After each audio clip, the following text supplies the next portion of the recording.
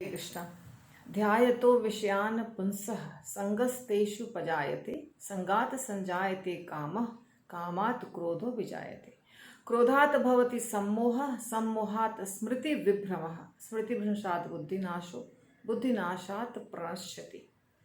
प्रणश्यति का अर्थ होता है सब कुछ खत्म हो जाना। सब कुछ कब खत्म होता है? जब बुद्धि का विनाश हो जाता है। बुद्धि नाशात प्रणश्यति। तो शुरू कैसे हो रहा है? ध्यायतो विषयान पुंसः। पुंसः का अर्थ होता है मनुष्य। जब मनुष्य ध्यान करता है, ध्यायतो विषयान, विषयों का ध्यान करता है। विषय किसे कहते हैं? हमारी 5 ज्ञानेंद्रियां हैं, आँखें, कान, नाक, जिह्वा, त्वचा। ये सब चीज़ें हैं जिससे हम अनुभव करते हैं किसी चीज़ का। जैसे हम आँखों से किसी चीज़ को देख सकते हैं, कान से सुन सकते हैं, नाक से सूंघ सकते हैं, त्वचा से जान सकते हैं कि वो ठंडा है, गर्म है, या रुखड़ा है या कोमल है। जिह्वा से स्वाद को जान सकते हैं। तो ये 5 चीज़ें हैं, ये ज्ञान इंद्रियां कहलाती हैं, क्योंकि इससे ज्ञान होता है प्राप्त हमें। तो ध्यायतो विषयान पुंसः, तो ये 5 ज्ञानेंद्रियां, 5 में से कोई एक ज्ञानेंद्रिय यदि किसी चीज के बारे में सोचता है, जैसे आंखों को कोई चीज अच्छी लग गई, गाड़ी अच्छी लग गई, कोई कपड़ा अच्छा लग गया, कोई भी चीज जो अच्छी लग गई, तो फिर उससे मन करता है कि ये चीज मेरे पास हो, इसलिए वो उसके बारे में सोचता है। पहले सोचता है, ध्यायतो विषयान पुंसः, ध्यान करता है। और जब ध्यान करता है तो उससे आसक्ति उत्पन्न होती है। ध्यायतो विषयान पुंसः संगस्तेषु पजायते, उससे उसे प्राप्त करने की इच्छा होती है, उसको कहते हैं काम। संगात संजायते कामः। जब हम किसी वस्तु का ध्यान करते हैं, आपको मार्केट में कोई चीज अच्छी लग गई, या किसी फ्रेंड के पास देखा और कोई चीज अच्छी लग गई, सुनने की चीज, देखने की चीज, खाने की चीज, कुछ भी, तो उसके बाद आप उसको भूल नहीं पाते हैं, उसके बारे में सोचते रहते हैं। वैसी साड़ी चाहिए मुझे, वैसा गहना चाहिए मुझे, वैसा कपड़ा चाहिए, वैसा फ्लैट खरीदना है, वैसा हमें कोई वस्तु, जैसे हमें महंगी गाड़ी चाहिए, हमें घर चाहिए, ज़मीन चाहिए, ऐसा खाने पीने की कोई चीज़ चाहिए। ये आप किसी जगह देख करके उसके प्रति आप आकर्षित हो जाते हैं और आप उसके बारे में सोचते रहते हैं। जब सोचते हैं तो उसको फिर प्राप्त करने की इच्छा होती है, उसको कहते हैं काम। काम, तो ये काम जब उत्पन्न होता है तो अब हमें वो चाहिए, तो अगर उसको प्राप्त करने के लिए पूरा हम प्रयास करेंगे, लगा देंगे शक्ति अपनी।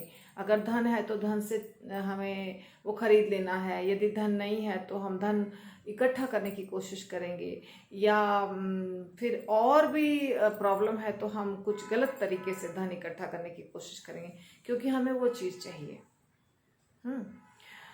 तो ये हो गया हमारी इच्छा। ध्यायतो विषयान पुंसः संगस्तेषु पजायते संगात संजायते कामः कामात् क्रोधो अभिजायते। अब जब काम की पूर्ति नहीं हो रही है, काम यानी जो चाहिए, जो हम इच्छा कर रहे हैं, उसकी पूर्ति नहीं हो रही है, तो क्या होगा? कामात् क्रोधो अभिजायते। अब हमें क्रोध आ जाएगा, क्योंकि जो चाहिए वो नहीं मिल रहा है। और देखिए, ये आप सोच कर देखिए, ऐसा होता है कि नहीं? ऐसा ही होता है। छोटे बच्चे के साथ भी होता है, बड़े के साथ भी होता है, स्त्री के साथ भी, पुरुष के साथ भी, हर व्यक्ति के साथ होता है। क्रोध उत्पन्न होता है। तो क्रोध क्यों उत्पन्न हुआ? क्योंकि हमने जो चाहा वो हमें नहीं मिला।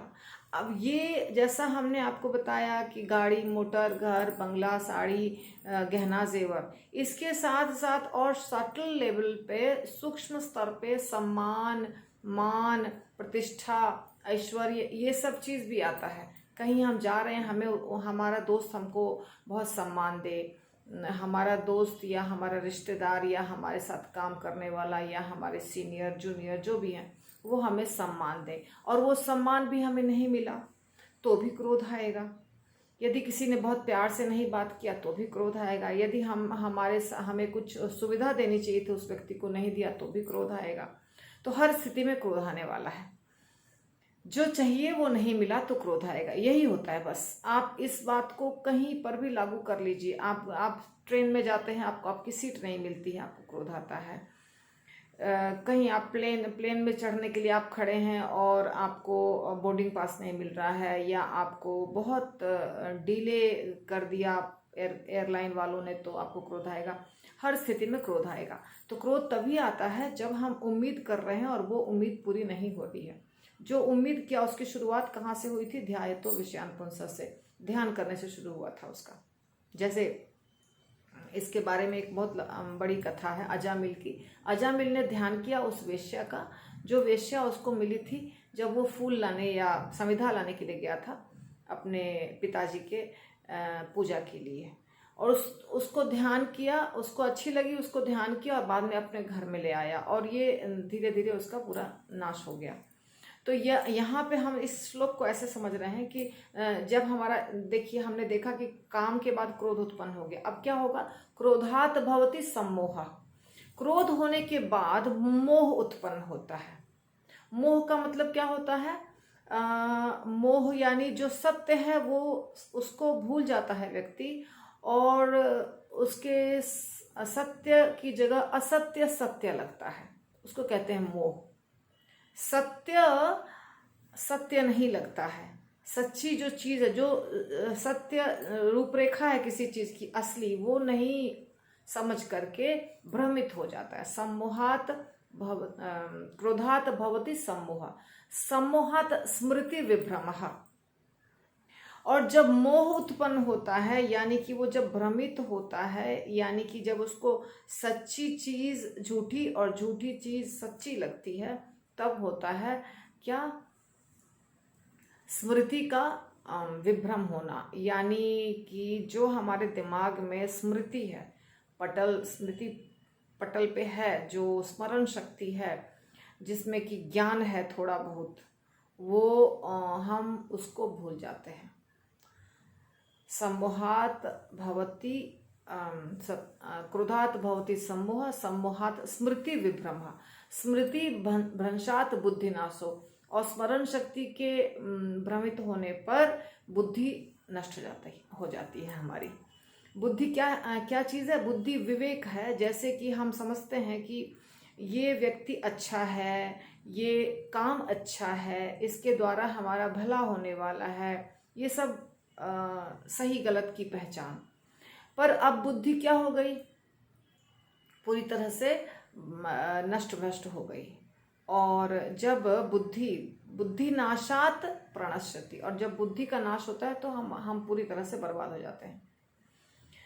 तो बुद्धि का नाश कैसे हुआ? जैसे आप समझिए, आपको किसी के साथ झगड़ा हो रहा है, किसी व्यक्ति के साथ झगड़ा हो रहा है, घर के अंदर, घर के बाहर, कहीं भी। तो उस समय आप भूल जाते हैं कि आप कौन हैं। उस समय हम उस व्यक्ति के बातों के कारण, उस व्यक्ति के क्रिया के कारण प्रभावित होकर के अपने आप को भूल जाते हैं। हम भूल जाते हैं कि हम एक पढ़े लिखे व्यक्ति हैं। हम भूल जाते हैं कि हमारा समाज में कोई सम्मान है। हम भूल जाते हैं कि हम अगर ऐसी हरकत करेंगे तो इसका परिणाम बहुत बुरा होगा। ये सब कुछ भूल जाते हैं। और इसके बाद क्या होता है? इसके बाद जो हम स्टेप उठा लेते हैं, जैसे हमने उस क्रोध के बदले क्रोध दिखाया, उस वचन के बदले हमने और तीखा वचन बोला या कोई एक्शन कर लिया हमने, जिसके चलते बाद में हमें बहुत भारी नुकसान हो जाता है। हम कभी कभी इतना बड़ा नुकसान हो जाता है कि हम उसकी भरपाई नहीं कर सकते हैं, इतना बड़ा नुकसान हो जाता है हमारा। और ये सब शुरुआत हो गया हमारा विषयों का ध्यान करने के कारण। तो ये जो विषय है, इसका ध्यान करने से, यानी कि इंद्रियों की तृप्ति की इच्छा करने से ही सब कुछ बर्बाद हो जाता है। जैसे कि आजकल बहुत सारे लोग डिप्रेशन में जा रहे हैं। डिप्रेशन बहुत कॉमन वर्ड है, आप जानते हैं। डिप्रेशन का कारण क्या है? डिप्रेशन का कारण है इच्छा। जो हमारी इच्छा थी और हमारी इच्छा पूरी नहीं हो रही है। हम कुछ चाहते थे, वो नहीं मिल रहा है, इसलिए हम डिप्रेशन में चले जाते हैं। इच्छा मनुष्य इतना ज़्यादा करता है कि उसका कोई अंत नहीं है, कहीं रुक नहीं सक रहा है कि यहाँ रुकना है हमें, क्योंकि जो ज़रूरत होती है हमारी वो एक लिमिट में होती है, पर हम मनुष्य जो है ना वो ज़रूरत और आवश्यकता के अनुसार इच्छा नहीं करता है, वो बस इच्छा करता जाता है, करता जाता है, करता जाता है, कहीं रुकता ही नहीं है। तो प्रकृति या देश या समाज या घर, कहीं पे भी कोई ऐसा माहौल नहीं है कि आपकी अनंत इच्छाओं की पूर्ति होती रहेगी, कहीं न कहीं आके रुक जाएगी। जैसे अभी या किसी भी समय ऐसा जब विषम परिस्थिति आ जाती, जैसे अभी कोरोना आया था या लॉकडाउन हो गया, कभी मार्केट में स्लैक हो जाता है, कभी नोटबंदी हो गया, तो कभी जीएसटी आ गया, ऐसा कुछ कुछ आता रहता है हमेशा। भूकंप आ गया, सुनामी हो गया, कुछ भी आ सकता है। तो वैसी स्थिति में क्या होता है कि हम जिस रफ्तार से चल रहे थे, जिस रफ्तार से हमारी प्रगति हो रही थी, वो एक जगह पे आकर रुक जाती है। पर एक जगह पे आके रुकने के बाद हम परेशान क्यों होते हैं? क्योंकि हमारी इच्छा ये नहीं थी कि हम अच्छे से जिए, खाएं, पिएं, जो हमारी ज़रूरत की चीज़ें हैं वो हमको मिलती रहे। हम बहुत बड़े बड़े प्लान करके बैठे थे और वो बड़े प्लान में बाधा आई है, और उस बड़े प्लान के चलते हमने बहुत कुछ कर्ज ले लिया था, हमने लोन पर सब कुछ ले लिया था, बड़ा घर, बड़ी गाड़ी, यहाँ तक कि फ्रिज, टीवी भी लोग लोन पे ले